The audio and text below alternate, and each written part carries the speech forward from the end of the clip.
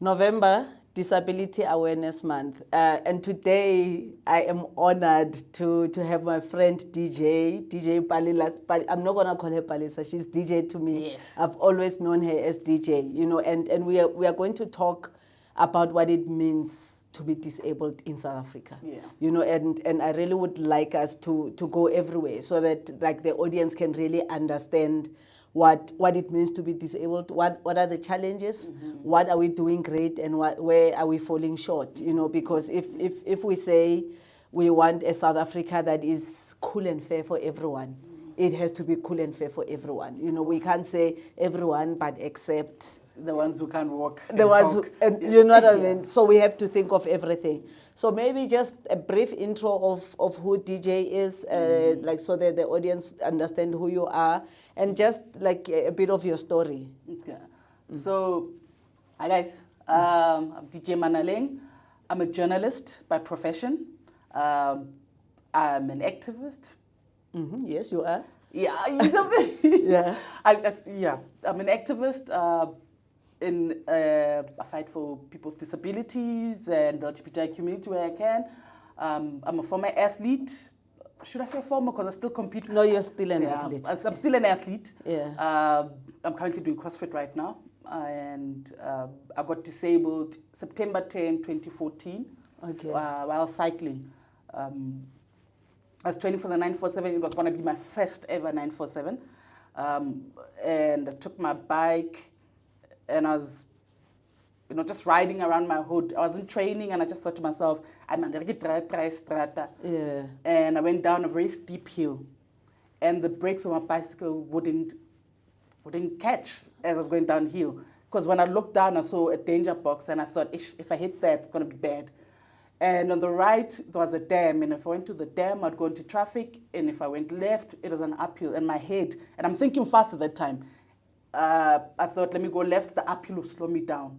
But I turned too fast and I hit the pavement and I flew into the Palisade wall at the UJ Rugby Stadium. Sure. Yeah. And snapped my spine, dislocated my shoulder, sustained a head injury, broke trips, and they punctured a lung. I did not know at the time I was paralyzed at the scene. But yeah, now I'm what they call a complete paraplegic. Okay, all right. And what exactly is that? What does that mean? So a complete paraplegic means that I have no movement in my legs, no feeling. And also depends on the level. So I'm a T9, T10, so it's just above my belly button. Umbilicus, Yeah. yes. Okay. Yeah, so I use the medical term, so yes. people don't forget I'm a doctor. Yes, the so doctor. I can throw in these fancy words. Yes. Okay. So that's so just above the. Is it what above the belly button? Just above the belly button. Above the belly button. And according to medical doctors, I may never walk again. Okay. It's because I'm a complete. So Yeah. there's complete and incomplete. The All right. incompletes have got a chance to walk, Yeah. and incomplete like myself has no chance of walking. Sure. So you're saying you were training for the 94/7, Yes. meaning you were quite an athlete. Oof, I was born competing. You were, yeah. So Yeah. what kind of sport and activities were you involved in, and maybe career-wise, what were you doing prior to the disability? So growing up, I played soccer. I played league soccer. I played for Angels FC in Witbank. I played for Duva Power Station. There was a time when Eskom had a league. Yeah. I played for Duva Power Station. Yes, and maybe if it was still there, we wouldn't be having the power. No shedding, you see? Yeah. Guys. Yeah. So that I played hockey provincially for Mpumalanga, first team, and I played for Masters. Masters is when you play with retired Springbok players. Okay. I played with them from when I was 13 years old. All right. I did weightlifting. And then when I moved to varsity, because I studied at TT, I continued to weightlifting. I studied journalism. Okay. When I graduated, I came to Joburg in 2011. Yes. And I tried to pick up hockey, but my heart was like, So I started running. Okay. Started running 10Ks with the dream of running in Comrades one day. Started cycling. Yeah. Picked up cycling, started competing. I did the Mandela Cycle Challenge where we cycled from the Mandela Bridge to Soweto and back. Yes, That's yes. it. And that's when I thought, I'm going to do the 947. Yeah.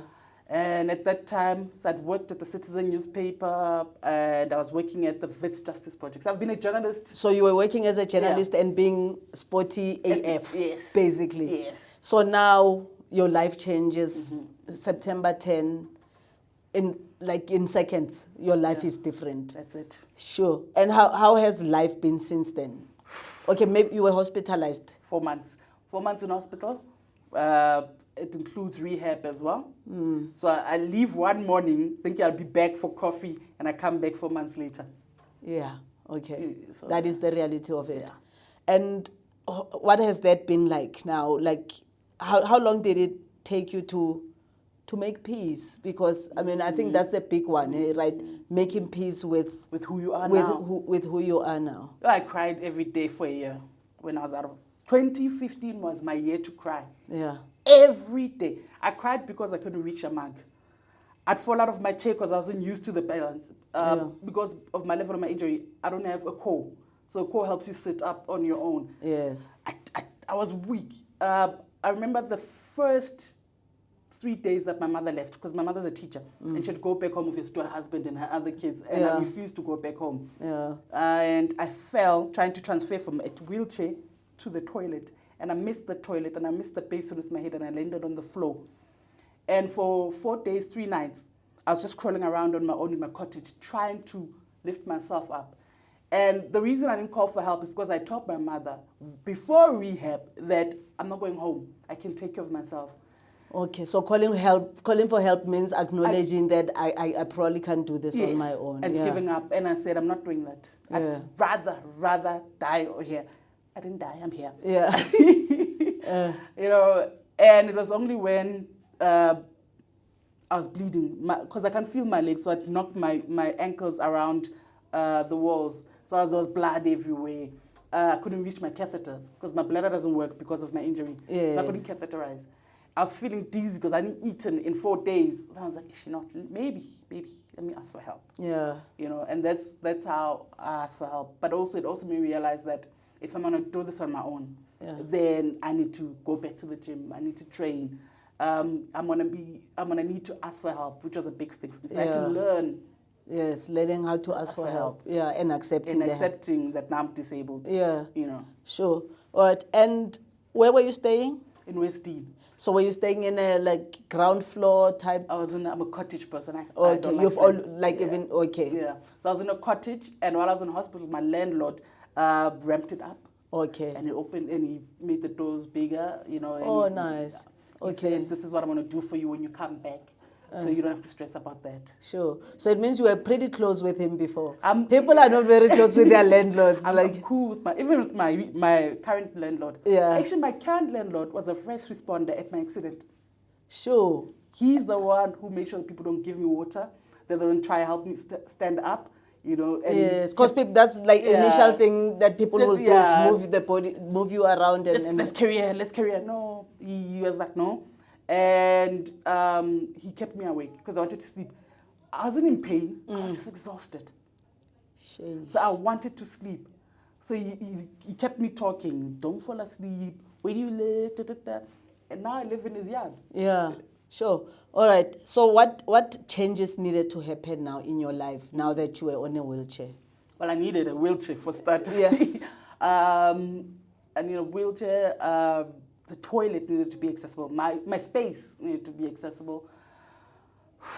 And then you realize that finding a job as a disabled person is harder.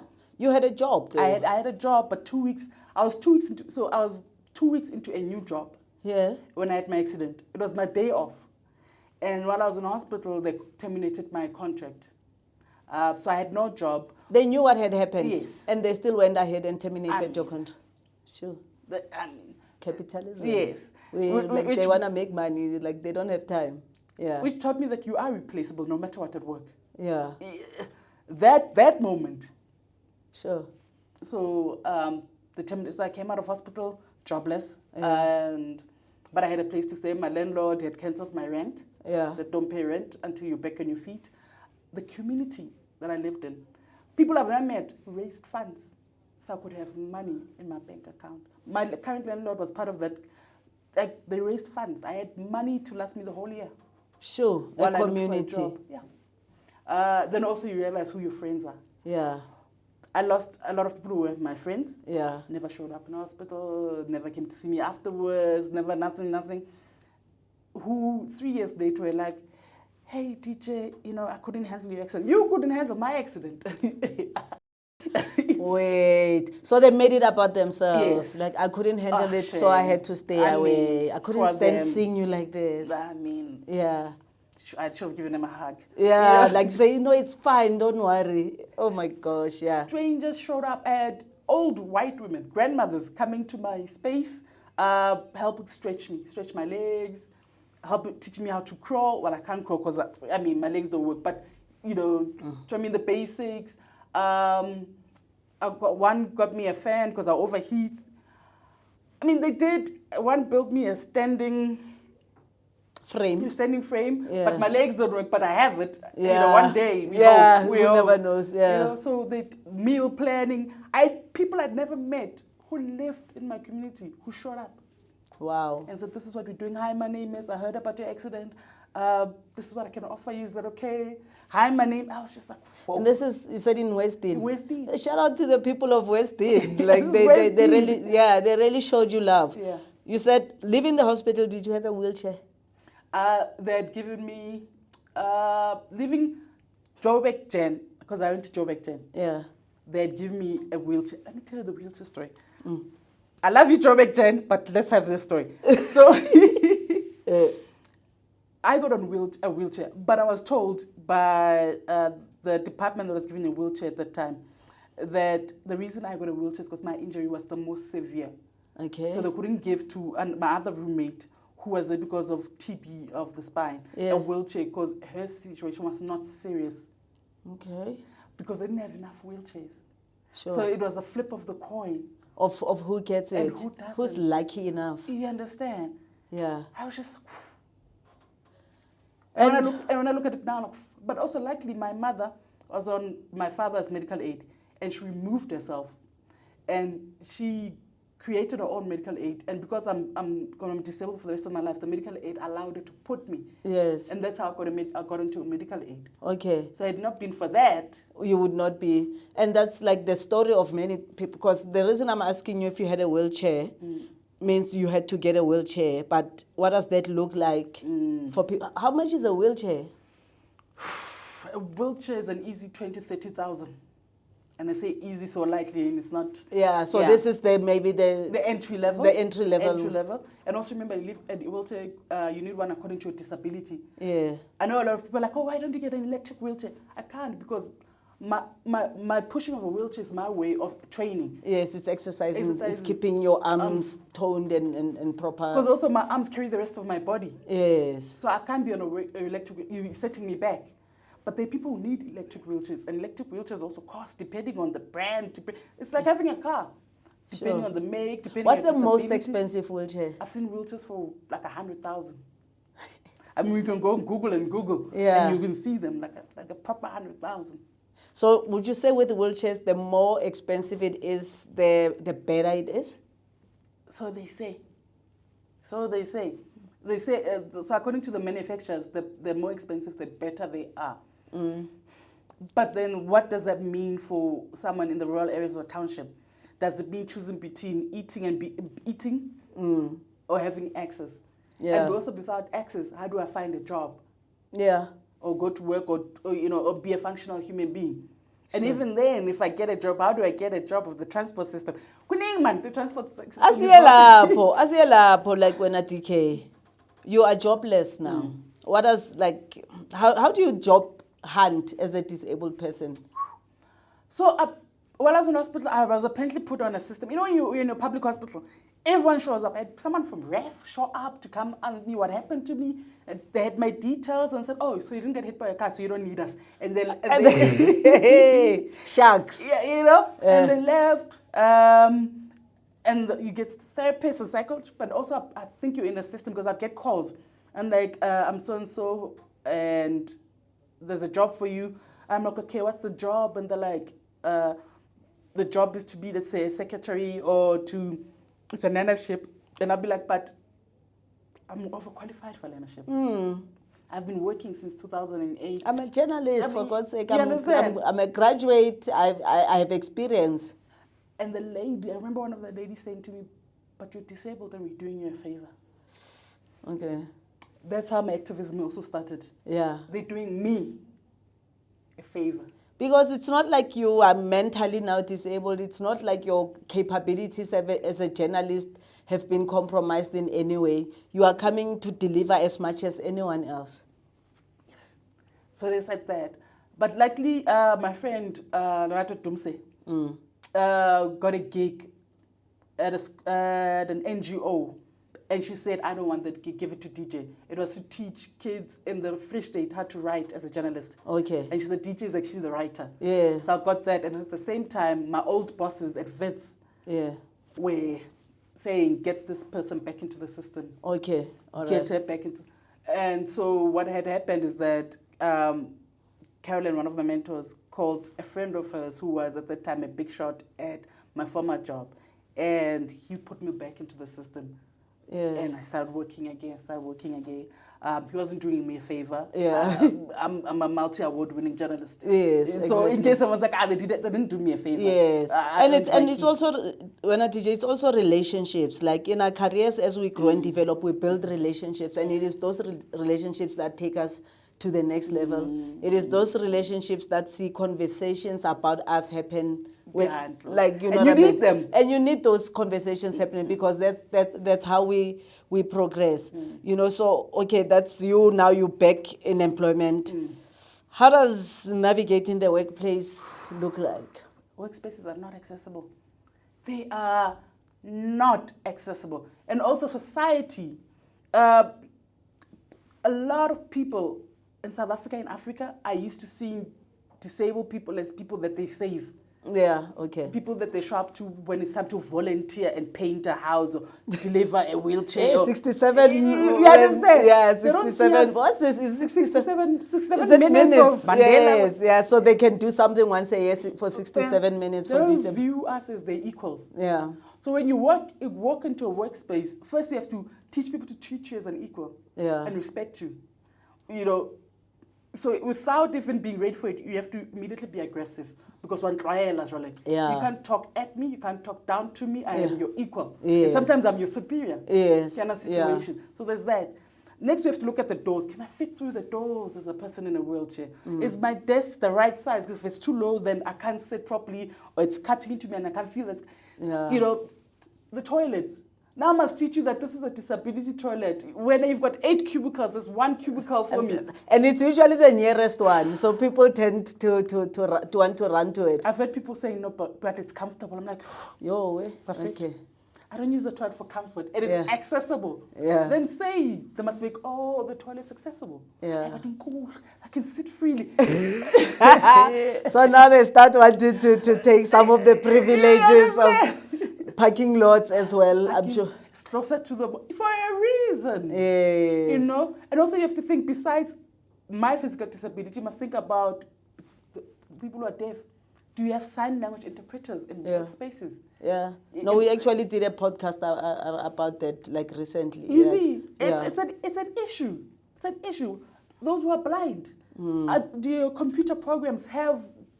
You know, because if you're a journalist, you don't have to necessarily be in the field. You can be, working from inside and being at the back. So does your computer have all the things that you need so you can communicate as someone who's blind? Sure. So there's issues like that.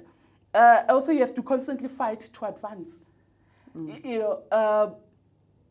I think, when you're black, I know when you're black, it is hard in the work space. But when you're a black, disabled, queer woman, fireworks, triple whammy.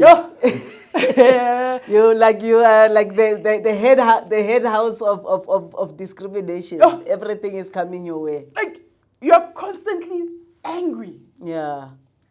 Sure.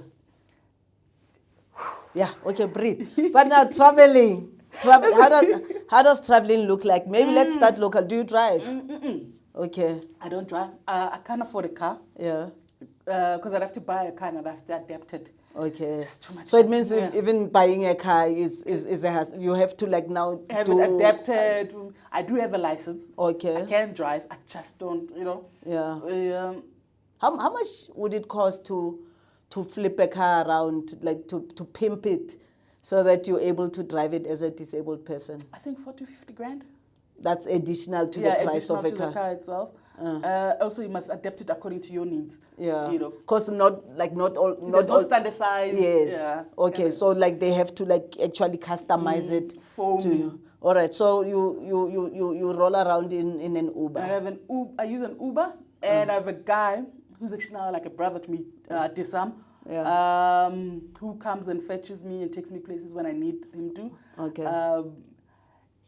I originally used to use a tuk-tuk Yeah. when I first came out of hospital because we didn't have Ubers at that time. Yeah. 14. Okay. Umdala now. Yeah. Okay. Okay. So there were tuk-tuks. So one day a tuk-tuk was passing and I saw a guy and I flagged him down and said, "Hi, my name is Ronnie." And I said, "Ronnie, as you can see, I'm disabled, but I need to be able to go shopping. I live on my own and do this." And he said, "Here's my number. Call me when you need me." And for a couple of years, Ronnie would fetch me. And then when Ronnie moved up and stopped, he moved from tuk-tuk to a car and still fetched me, and then moved from car to owning his own business. Yeah. He introduced me to the other Ugandan guys. Okay. And he said, "This is DJ.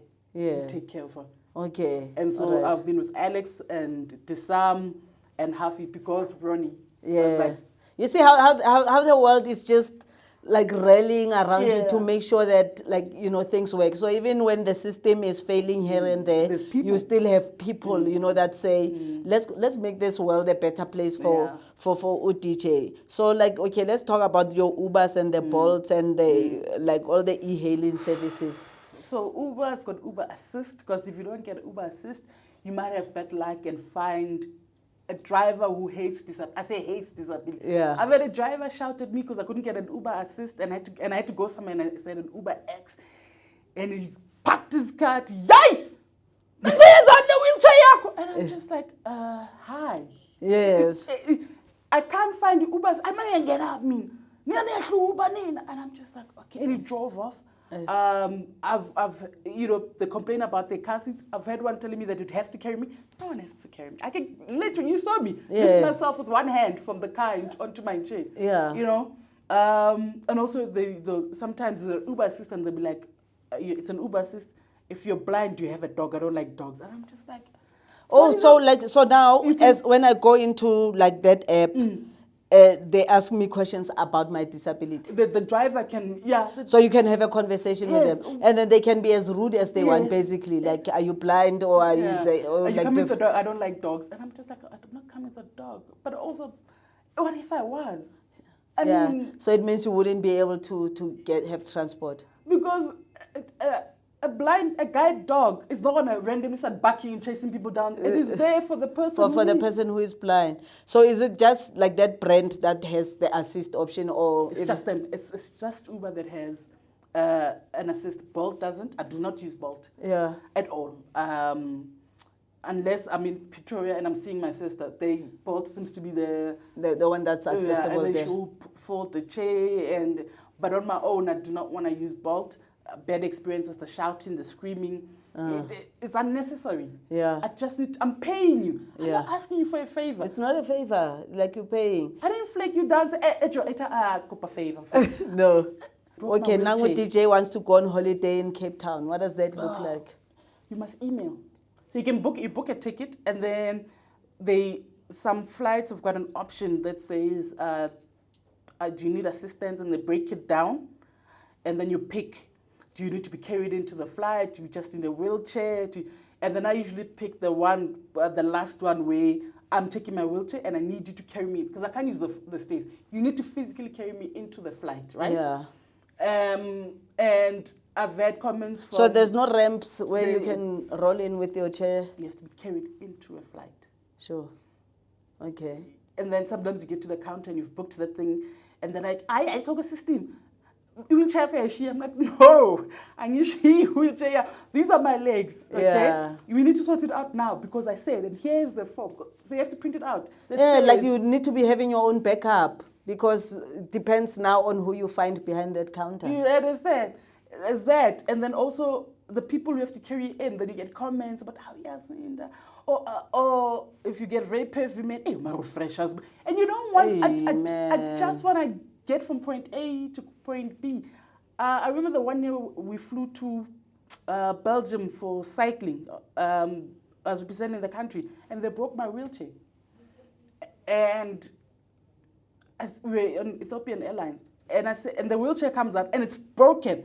And I'm like, my chair is broken. The guy was talking English. Suddenly couldn't understand English.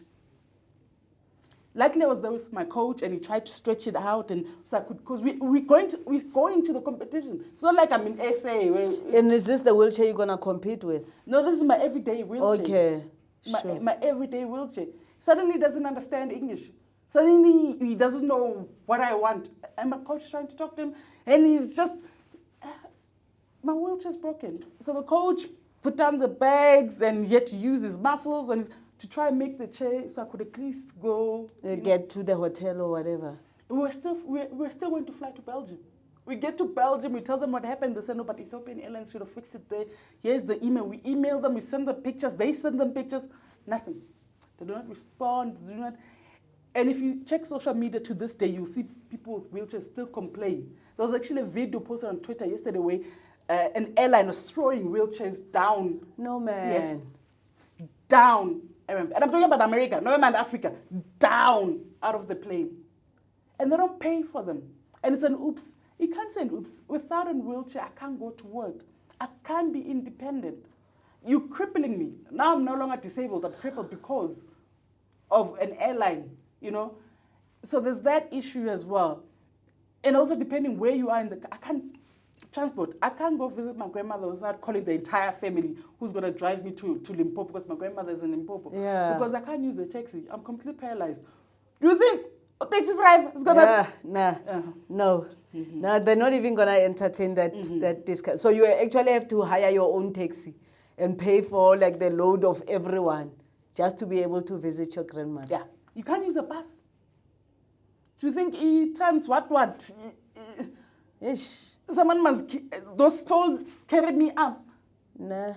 So it's that, you know. So I'm able to move around sort of in Joburg and in Cape Town, but anywhere else. It's a problem. It is a problem. If I go home to Witbank to see my parents, unless I'm pushing around Ekasi to see a friend, to literally go to town, I must call my brother now. Yeah.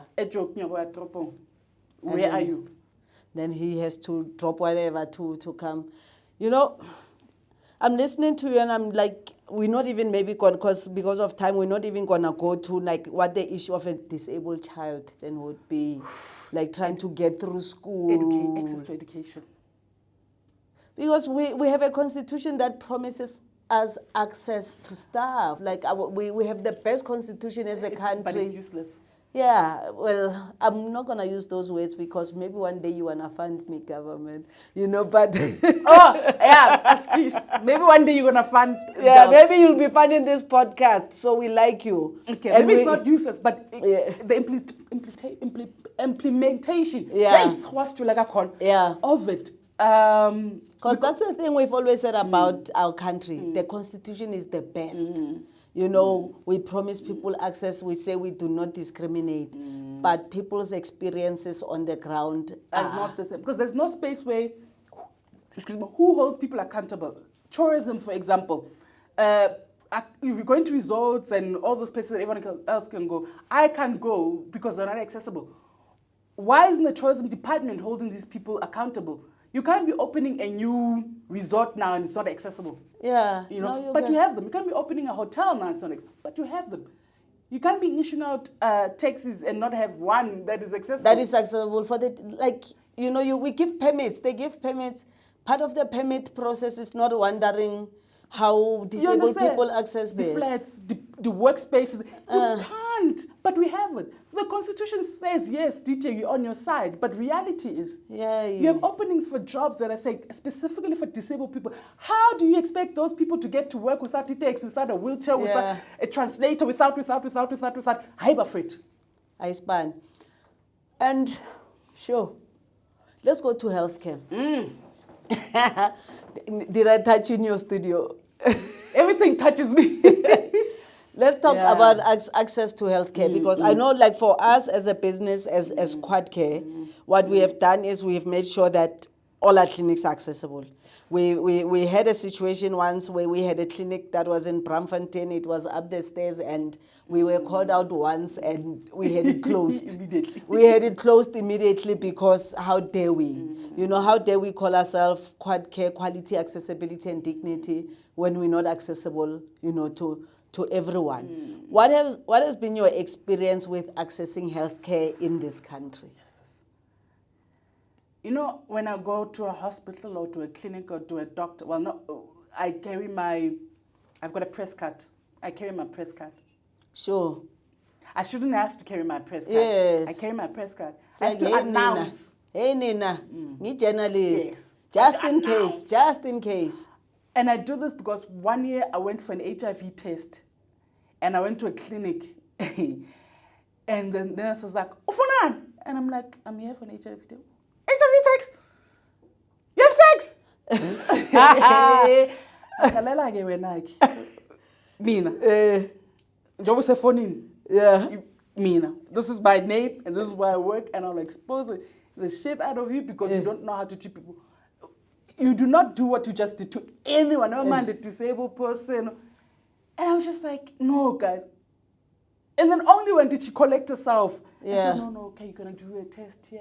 So that's provider attitudes being a barrier to people's with disabilities. Yes. And this is not only from me, because one of the articles I wrote this year was access to healthcare for people with disabilities and access to sexual healthcare. And one lady said she went to go check to whether she can have kids. And the nurses laughed her out of the clinic.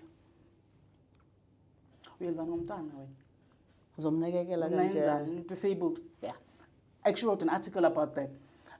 You know, you're deaf, you go to a clinic. We sign language. Yes. There's that issue. There's a barrier. That's a huge barrier. You understand? And also, if you walk into spaces, sometimes they expect you to have a +1. Someone is going to talk on your behalf as if when you are like a child, a minor, or you are mentally disabled or something. So it is an issue, like, guys, and you walk in and you constantly need to explain yourself in front of crowds of people, and yes, and it is frustrating. What's coming here? What this person has to say? So we are constantly in society, whether it be it in healthcare, be it in general, treated as subhumans. Sure. Which is very unfair. It is. And in terms of physical access, do you think our clinics and hospitals have thought about how? No. A hospital bed. I was in hospital last week because I'd fallen out of my chair. I still do that. Yeah. And I hurt my leg. And I had to be physically picked up and put into the bed. Whereas if the bed can be lowered, I can. And it's so easy to lower a bed. Transfer. It is easier to lower a bed than to have to carry people. What's that? I mean, now it's a spectacle. Now everyone must come. And I'm just like, you know, and it's also invasive. I don't know you like that. Now you're grabbing me the wrong way. Now, you know, there's that. But I was impressed that the X-ray machine at this hospital could go up and down.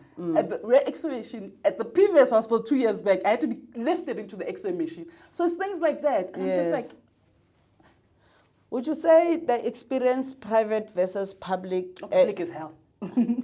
Sure. You know, because I have a different story. I have a story of a colleague's father who's like, you know, who's wheelchair bound and has bed sores and stuff.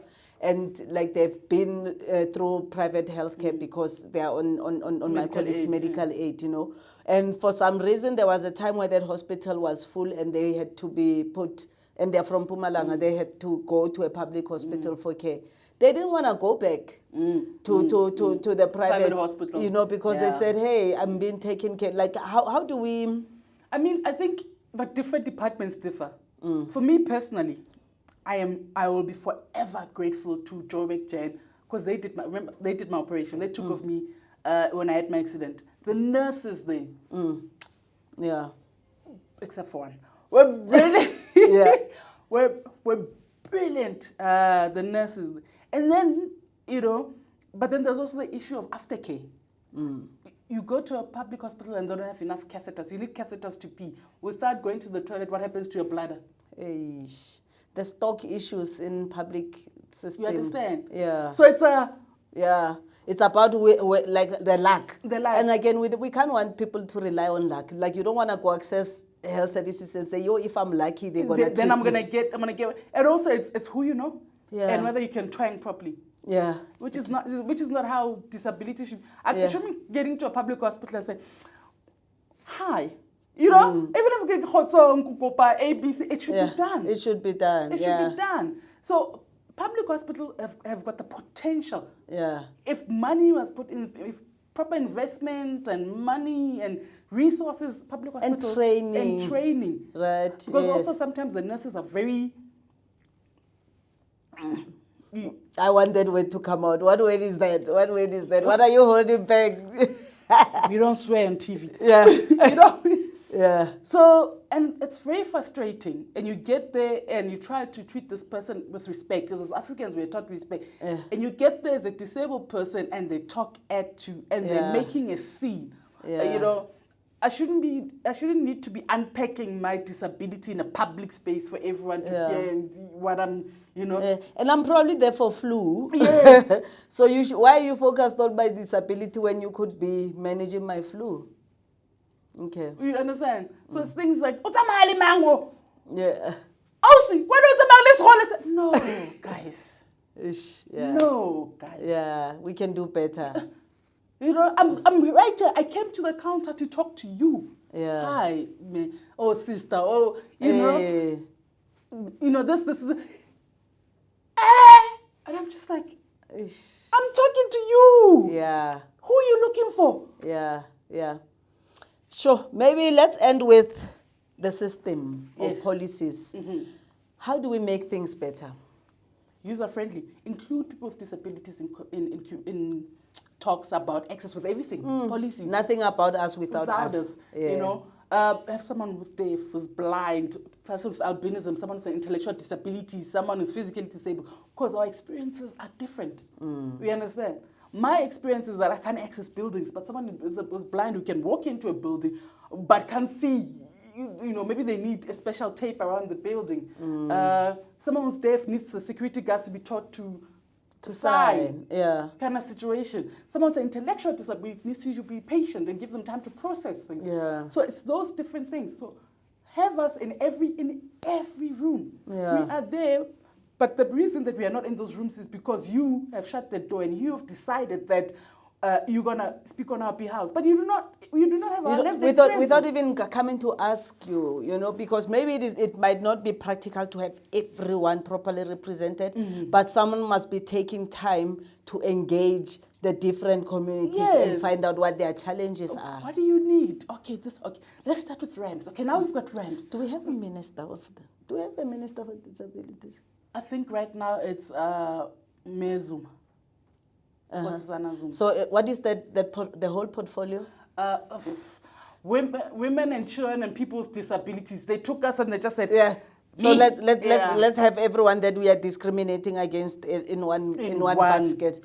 So it's women, maybe youth, children, people with disabilities, and soup. Which means that certain groups fall out at the bottom because you can be catering for children and make sure that they're going to school, but you're not catering for disabled kids. You're not thinking about you're not thinking about ramps in schools. You're not thinking about what happens at the entrances.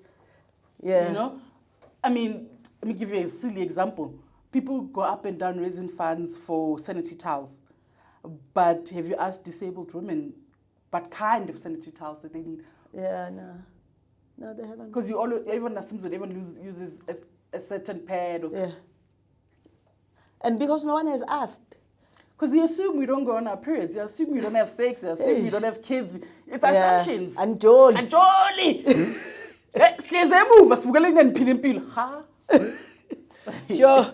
Thank you so much, DJ. But thank you for the frankness, the openness, the vulnerability, you know, and the going there, you know, because I think ultimately the message I'm getting today is we need to ask. We need to ask. We shouldn't assume. You know, like we need to have a minister that goes to find out what the people's experiences are. We need healthcare workers who think about, are we catering for everyone? You The know, most basic things. the bed that goes down. Yes, like, and it's simple things. It doesn't even sound like we need to do over the top complicated things to be catering. We just need to be kinder. Oh, and not use our toilets as storerooms in clinics. I've seen that. Why? Aibo. So there's man. Also, maybe we like go through a month where we don't see any disabled person and we're like, hey, we probably don't need this Actually toilet. lock us in back rooms and Yeah. have decided we do not deserve to live. That's the issue as well. Yeah. Where you find disabled people are not allowed to leave their homes because they're an embarrassment to their families. This is in townships and rural areas, I imagine. So there's a whole issue there. There's a whole issue. So it's not that we are not there. And it is criminal, right? Because also, where do disabled people then go and report these atrocities? If you cannot even build a prison to keep monsters who are disabled in prison, do you think we'd have anywhere to go report our needs? Everything is intertwined.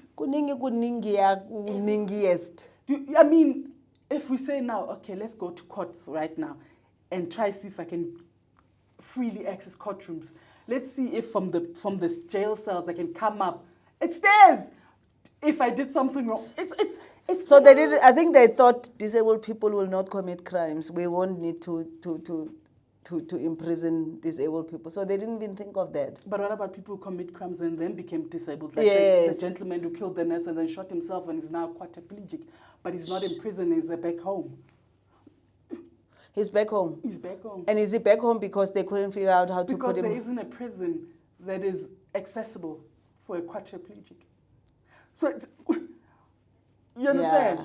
Now there's a lot. There's a lot to unpack there. And I guess that's why you are the activist that you are, you know, and you're talking access, because access is not just like one dimensional. No, it's multi-layered. It is so multi-layered. There is so many issues when we talk about access for the disabled. And maybe let's not just say November is Disability Awareness Month. Disabled 365 and days. then yes, and then I don't know, are these conversations happening elsewhere? You know, like when these conversations should be happening throughout, you know, and we say, like, I think as South Africans, we really need to just go back to our constitution and say, what are we promising? And then are we delivering? You know, like maybe do an Excel spreadsheet of, like, you know, all the promises and where we are in terms of delivery. Maybe that's where we should go. There's actually a friend of mine who's currently suing the Department of Transport, who's disabled. Are we going to have to sue everyone to get some action? Maybe.